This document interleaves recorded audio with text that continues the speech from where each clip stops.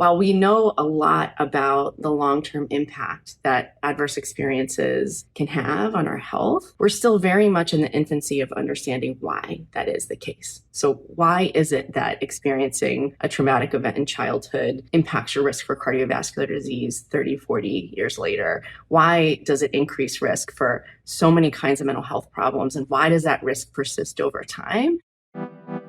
We know that abuse, violence, neglect, and other kinds of adverse events damage our physical and mental health. But given scientific advances, we're now able to see these effects at the cellular level, and we're finding that in some cases, the harms run dangerously deep in our bodies and minds. Where is the science today? How should we respond?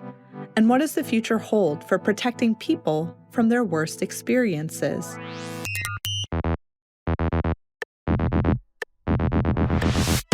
Welcome to Harvard Thinking, a podcast where the life of the mind meets everyday life. Today, we're joined by Kate McLaughlin. I'm the executive director of the Balmer Institute for Children's Behavioral Health at the University of Oregon. She was formerly a professor of psychology at Harvard. Then, Jason Buenrostro. I'm a professor at Harvard University in the Department of Stem Cell and Regenerative Biology. He's also the director of the Biology of Adversity project at the Broad Institute. And finally, Karestan Koenen. I am professor of psychiatric epidemiology at the Harvard T.H. Chan School of Public Health. She's also an institute member at the Broad Institute and directs the Broad Trauma Initiative. And I'm your host, Samantha Laine Perfas. I'm a writer for the Harvard Gazette. Today, we'll talk about how adversity affects our biology and what that might mean for healthcare in the future. So we know that these adverse experiences affect our well-being, specifically our physical and mental health. What are some of the most common ways that we see ourselves being affected? Some of the observations that have been now made for decades is that adverse experiences, particularly adverse childhood experiences, are related to a host of negative outcomes. Mental health, we usually think of post-traumatic stress disorder, depression, anxiety, but we've also traced these things out. And you see increased risk of cardiovascular disease, type 2 diabetes, autoimmune diseases, and now growing evidence of dementia. So you really see this connection between these adverse experiences, mental health, and physical health across the life course. Yeah, and I think the work linking adversity to mental health in particular has been really robust and well replicated. What you tend to see is that experiencing adversity early in life as a child or during adolescence increases your risk of developing pretty much every type of mental health problem. Anxiety, depression, externalizing behaviors or being aggressive, substance use, even psychosis. And what's interesting is that you see that risk is elevated, not just early in life in close proximity to when the experiences happened, but you actually see that risk persists across the life course. So someone who, experienced abuse as a child is more likely to become depressed even in middle age than someone who didn't experience that early childhood adversity. It stays with us. There also are better and better studies showing that the adversity effects can persist across generations. So those initial studies were with grandchildren of Holocaust survivors, for example, or refugees, very sort of specific groups. But now we have population-based studies, which are showing that maternal experiences can not just impact her offspring, but the next generation of offspring. And I think as more and more data like that come online, we'll be able to understand that better. Something that you tend to see really across the board is what people call a dose-response relationship, where the more types of adversity you experience, the higher your risk becomes for experiencing physical and mental health challenges. And it really suggests that even if we're really good at coping with stress, even if we have lots of sources of support and resilience, at a certain point, the more of these kinds of experiences you encounter, the likelihood that it's going to have a meaningful impact on your health really rises pretty dramatically. I feel like we've known for a long time that if you have an adverse experience as a child or at some point in your life, it clearly affects your mental health or your physical well-being. So it's really fascinating to see that we're now discovering that goes as deep as the cellular level. So I'd love to talk a little bit about what connections are we finding at the cellular level to these adverse experiences. It's useful to first start and remember that we are actually this beautiful constellation of different kinds of cells, right? When you think of the brain, the heart, the lungs, a lot of cells have to come together of different types to work together to enact a function, right? And as we look across these kinds of cells that live in the body, all of them have a role to play in the stress response pathway. In the context of a fight or flight response, you might imagine a metabolic need in the heart. You might imagine increased immunological immune cell activation as we prepare for infection. You might imagine a kind of a reaction in the nervous system. All those things are happening. So each one of these cells has a role to play. And when cells see too much of those adverse experiences, some cells will learn to become really good at activating, which we might say, oh, well, maybe that's adaptive, good is better, but it might also predispose you to future activation. Other cells we expect to see get fatigued from that overwork, and that starts to lead to dysfunction. So the challenge in this space is to actually understand how really diverse exposures map on to these really diverse kinds of cells that live in our body, and to build that connection to understand how things like load might occur. So as you accumulate dose, as we talked about, where are they accumulating? How are they having the impact? And then what happens to them over time?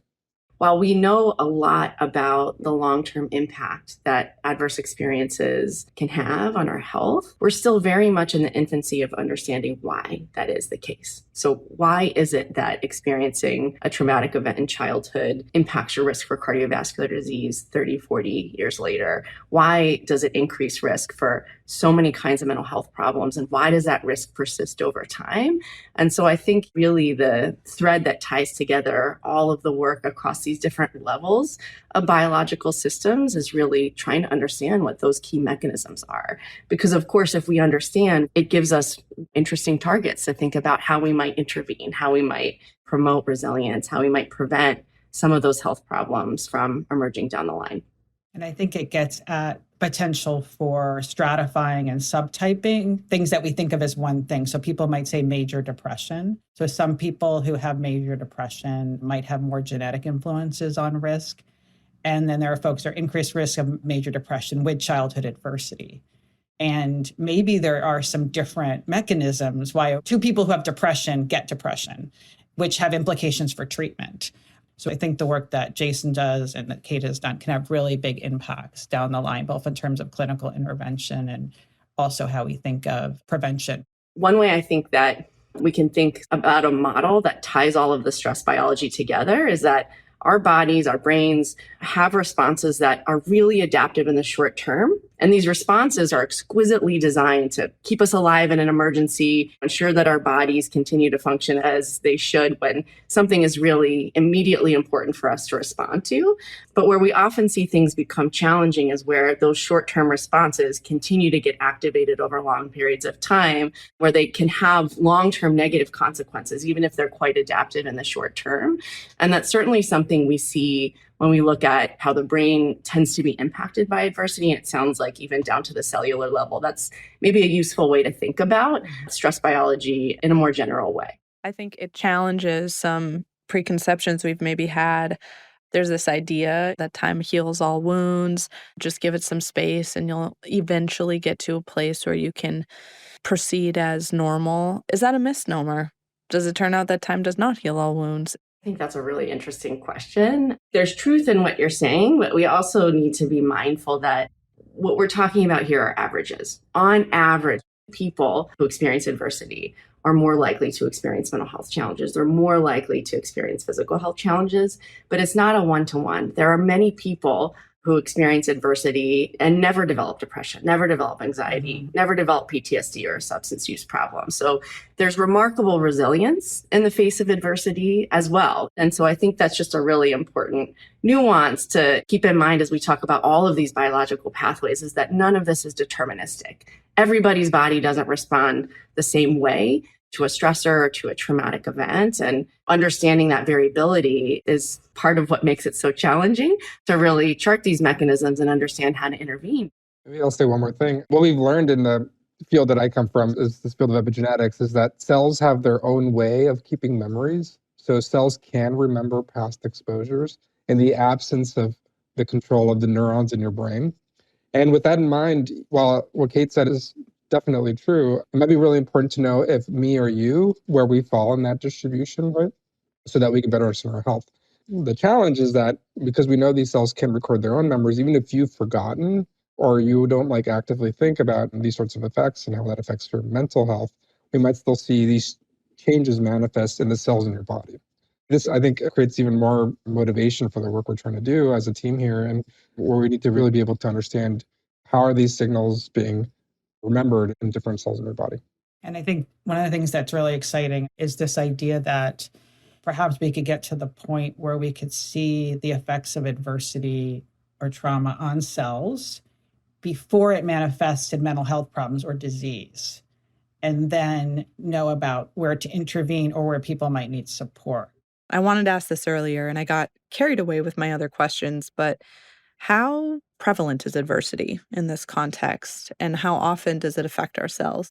When we talk about these sorts of experiences that feel or sound extreme, the reality is they're remarkably common. In fact, most people will experience some form of adversity in their lifetime. When we look at childhood experiences of adversity, both in the US and all around the world, most studies that are population representative show that about half of kids are going to encounter some meaningful form of adversity before they become adults. Most people are going to experience some meaningful form of trauma at some point in their life. In the US, it's about 75 to 80%, which is common across many countries. Your question actually had two pieces to it, right, Samantha? You said, how common is adversity? And then you also asked, how common is it that it affects our cells? I think that latter question is actually what we have very limited insight into. We know, and we can, of course, gather information from a population and ask them how common adverse experiences are in the community, but how they inscribe into cells and to which cells, and whether or not those are the reason why they have a mental health disorder or a autoimmune disorder or heart disease later in life, that connection, we still need to make those molecular measurements to make that connection more clear. And I think the other thing, Jason, I don't know if this is true, but I think we also don't know, even if we see a cellular change related to adversity, we don't know how long that lasts. Is it stable, or what could alter it? Is that true? Yeah, that's certainly an open question. And we have in the field of epigenetics many case studies where the field has, of course, studied this quite intensely. One example is in smoking. It's known that in response to smoke exposure, we think of lung cancer. Most people don't realize that it actually has a pretty profound effect on your immune system as well. Turns out your body remembers whether or not you smoked 10 years after you stopped smoking. These stressful exposures in general could be imprinted for your lifetime or for short times or times in between. A lot of that needs to be worked out. I think one place where there's been fairly reliable signals that changes in biology have impacts on mental health is when we look at patterns of brain development. We see some pretty reliable changes that happen in the brain when kids experience certain kinds of adversity, particularly when they experience traumatic events. So events that are threatening to your survival, things that are dangerous, being exposed to violence, being exposed to abuse, growing up in a violent neighborhood or in a household where there's violence. And what we tend to see is that the brain's patterns for processing emotional information shift in a way that are really prioritizing identifying information in your environment that could signal something dangerous is going to happen. This makes a lot of sense, right? If you're growing up in a dangerous environment, you want your sort of alarm bell of signaling to you, hey, something dangerous could be happening right now, to be really sensitive, because it's much more costly to make a mistake of missing a cue in your environment that something dangerous could happen than it is to be overly reactive. And so a really concrete example is a pattern we see repeatedly in kids who've been exposed to trauma is that this region of the brain called the amygdala is much more responsive whenever there's a cue that could signal something bad might happen. An angry face, a fearful face, even a neutral face.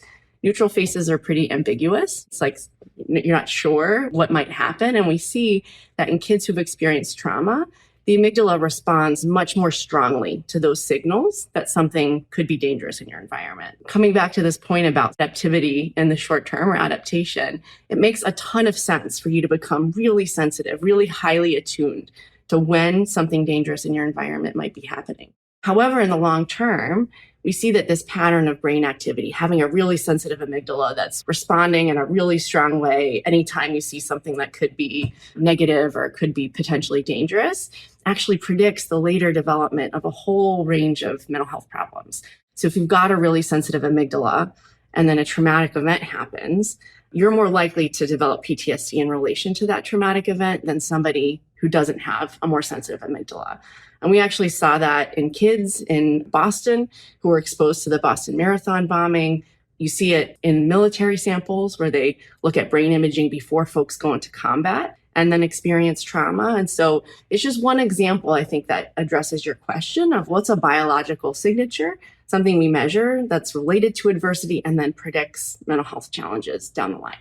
We're also seeing that same phenomenon molecularly. In the last 5 or so years, the field has really developed these single cell tools, those tools to actually measure every single cell and what's happening to them in response to, say, exposure like adversity. In study after study now, more and more examples are emerging that there's a cellular change associated in the same places in the brain that Kate's highlighting. So 2 very different ways of looking at the same parts of the human body, and yet you're still finding shared consequences from the molecular to the kind of brain activity and connectivity that Kate's talking about.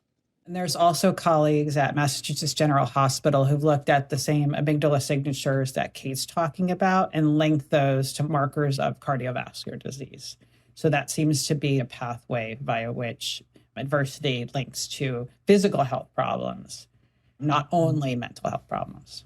Do we know if the type of experience has an effect? For example, there are experiences that are acute, like you experienced one traumatic event, or there are prolonged exposure experiences, like growing up in an abusive environment. Do we see those different types of experiences affecting our biology differently? The simple answer is yes. One way to think about this is if we use a concept like stress, it can refer to a lot of different types of experiences. Something that our research has focused on a lot is thinking about, are there like key ingredients in those experiences that are likely to lead to particular biological responses? And so the example I just gave you about amygdala reactivity to threat, we see that pattern pretty specifically in kids who have experienced trauma. Whereas in contrast, kids who have experienced adversity that involves more like what we call deprivation. Nobody in their household was violent to them, but they were neglected as a child. That's a really extreme form of adversity. Even in the most extreme form, you can think about kids who have grown up in orphanages, like work that's been done at Harvard on Romanian orphans. You don't see the same impacts on the amygdala. And instead, what you see is really big impacts on brain systems that are involved in cognitive and social aspects of development. And so that's just a simple example, but it captures the bigger idea that you're asking about. I'd be curious to hear from Jason if you see that similar kind of differentiation at a cellular level. Yeah, I'd love to piggyback off of that. We've been pursuing this work in the Biology of Adversity project at the Broad, and one thing that we're doing is using mouse models of these sorts of stressors, either of threat or neglect. And in some of the recent data, there are these places where the 2 stressors, adverse exposures, converge on common cell types. But then we also see, of course, things that are specific to each. I think in the end, the answer will be that there are some common shared effects, and there's some things that are specific. And one idea that we have, though we'll need more data to really be sure this is the case, is that the more thinking part of your brain, right, the more you go up in the brain, the more experience specific it'll be. But the deeper you go into kind of these base functions, like in the hypothalamus that controls your physiology, like what your body's doing in response, probably converges a lot more. Of course, we'll have to do more studies to really separate those 2 things. But it is an interesting thought of like your experience and your recollection of the adverse experience is probably very different across individuals, but the ways it impacts your body and physiology probably has a lot of points of convergence. What Kate was talking about, threat versus deprivation, one thing I've been struck by is if you look, there can be many different types of threatening experiences which can have the same effect. For example, a lot of our work focuses on experiences of trauma and cardiovascular disease. And we see whether the trauma is a sexual assault, so something that happens directly to someone physically, or something like being stalked, where there's no contact, there's no physical violence. We see the similar effects on cardiovascular disease. And what these experiences have in common are the threat. So I think the way Kate thinks about this with dimensions of threat versus deprivation is a way of then looking at why experiences that may on the face seem quite different actually have a similar effect.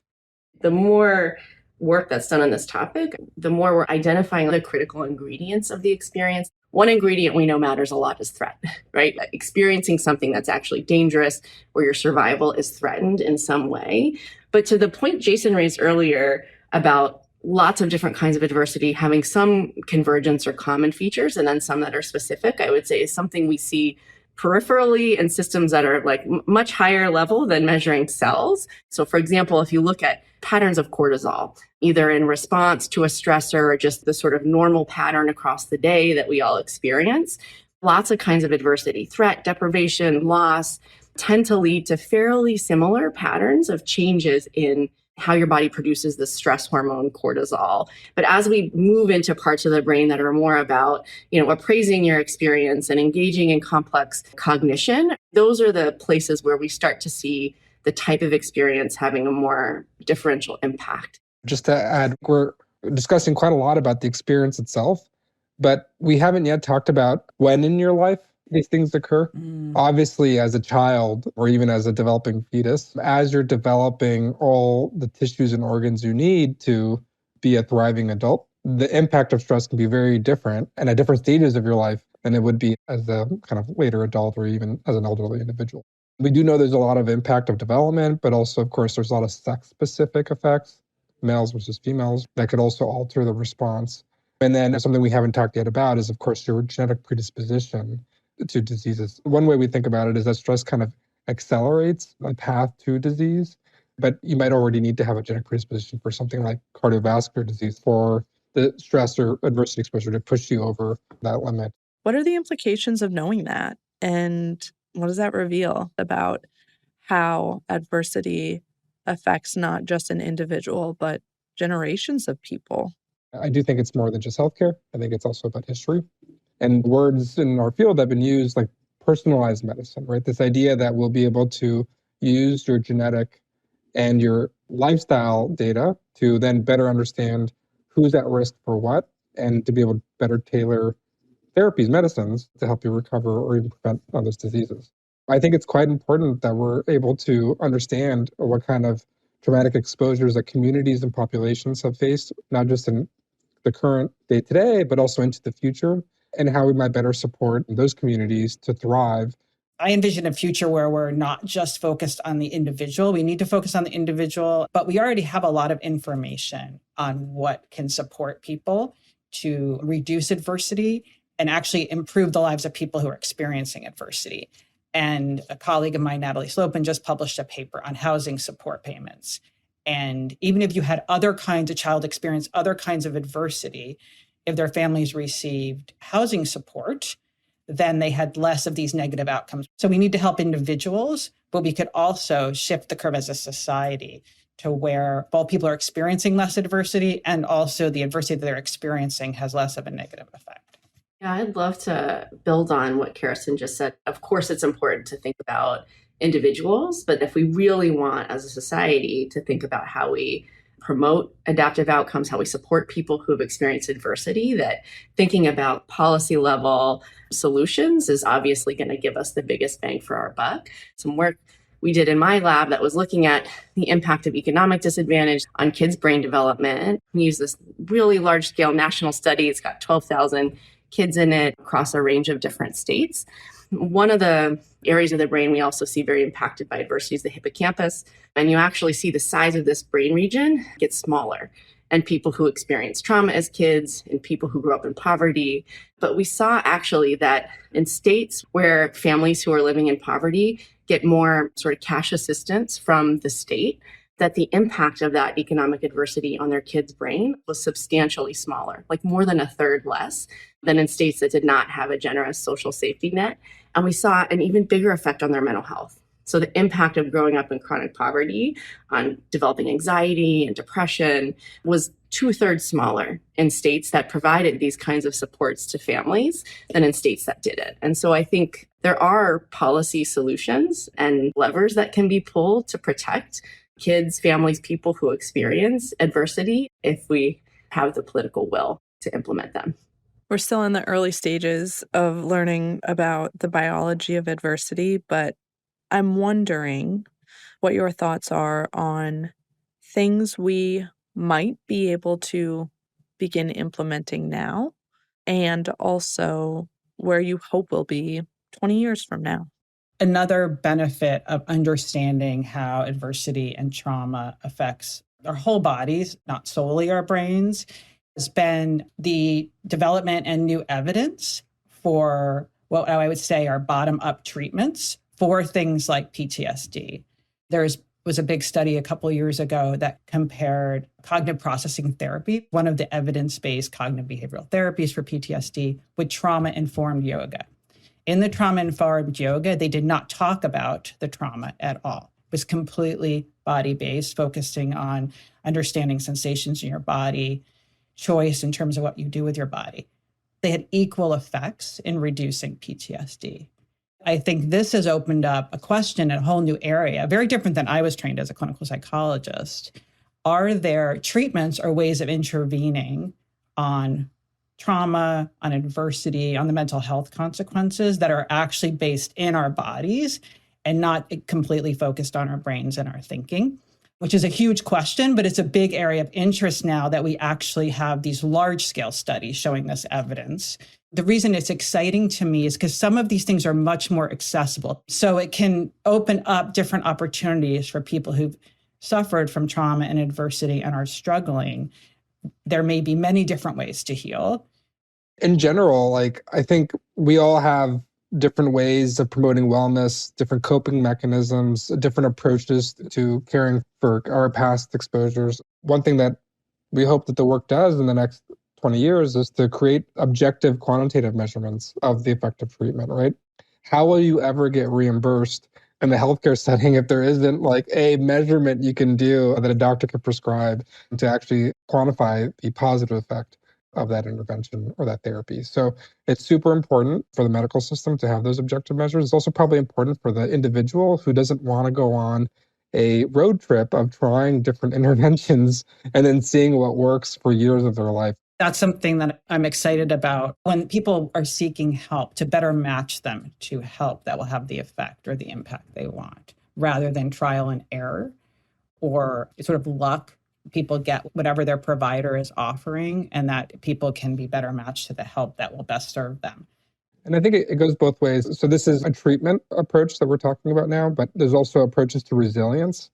And there's lots of conceivable ways we can imagine promoting that in the community. It could be anything from diet to good sleep, other sorts of supportive networks. And as you think about the factors that best promote resilience, we also need an objective way to measure that. But with objective measures and molecular measurements, we think we can do that in a way that's much more efficient. One of the things that can facilitate resilience is allowing people to access what is probably our most powerful source of resilience, which is the support of other people, right? You see this in studies of primates and studies even of rodents, all the way up through people, that even in the face of extreme trauma, that one of the most powerful factors that promotes recovery, better mental health, better physical health, better immune system functioning, differences in your brain across the spectrum, is having emotional support, having somebody, even if it's just one person in your life who you can turn to that provides emotional support in the face of that stressor. And kids, even kids exposed to horrific forms of adversity, having that one adult in their life, whether it's a coach, a teacher, a family member, a neighbor who provides support, can be incredibly powerful in protecting them against many of these negative consequences we've talked about today. And I think one way that I hope society is becoming more supportive of people who've had these kinds of experiences is through this sort of increased public awareness because of what you're doing today, Samantha, putting information out there, helping people understand the impact that these experiences has, I think has led to a sort of shift in a lot of people's minds and how we think about how best to support people who have come through these kinds of experiences. What gives you all hope as you continue to research this field? I just wanted to take a moment and say just how exciting of a time we're in, and the ability to measure molecularly what's happening in our bodies, and also the opportunity to use new computational approaches like artificial intelligence. We're actually able to really understand what's happening mechanistically to cells. And this is just a recent advance in the field. So what we really think is these technologies will create this foundation that allows us to make such a bigger societal impact. And I think that's really exciting, not just from the problem we're talking about today, but also from the opportunity to translate a lot of the challenges we're talking about into actionable things that might actually help individuals in future generations. We've talked a lot about the negative impacts that adversity can have on our health, our brains, on our biology.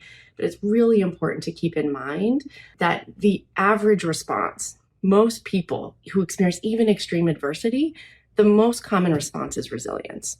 And I think the second piece of that gives me hope is that the kind of ingredients in resilience, the things that are the most powerful protective factors, are what a researcher named Ann Maston at the University of Minnesota calls ordinary magic. It's nothing extreme or out of the capacity of most of us to access.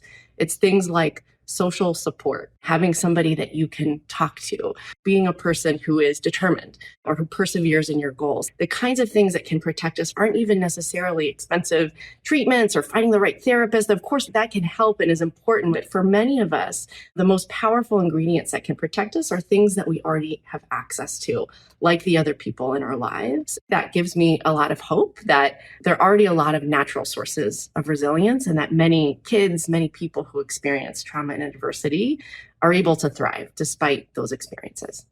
As someone who's worked in the trauma field for now, it's going on 30 years, people often ask me, what keeps you going? How can you keep studying this? And one of the things I always come back to is every single person I've talked to who experiences trauma or adversity is a survivor.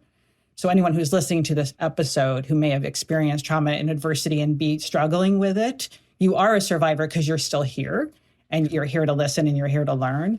And then the other piece I'll add on to what Kate said, when we study resilience in our cohorts of women, one of the key ingredients is meaning and purpose. So people can even be suffering from a lot of anxiety and be in distress, but something that really buffers them and improves outcomes over the long haul is finding meaning in whatever you've experienced and translating it to a higher purpose. And that could be helping other people who've experienced what you've experienced, serving your community, connecting with other people. So those are some of the things that give me hope in terms of how we move forward. Thank you all for this really great conversation. I appreciate it. Thank you. Thank you. It's fun. Thank you. Thanks for listening. To find a transcript of this episode and all of our other episodes, visit harvard.edu/thinking. And if you like this podcast, rate and review us on Spotify and Apple Podcasts. Every review helps others find us. This episode was hosted and produced by me, Samantha Laine Perfas. It was edited by Ryan Mulcahy, Paul Mekashima, and Sarah Lamati. Original music and sound design by Noel Flatt. Produced by Harvard University. Copyright 2026.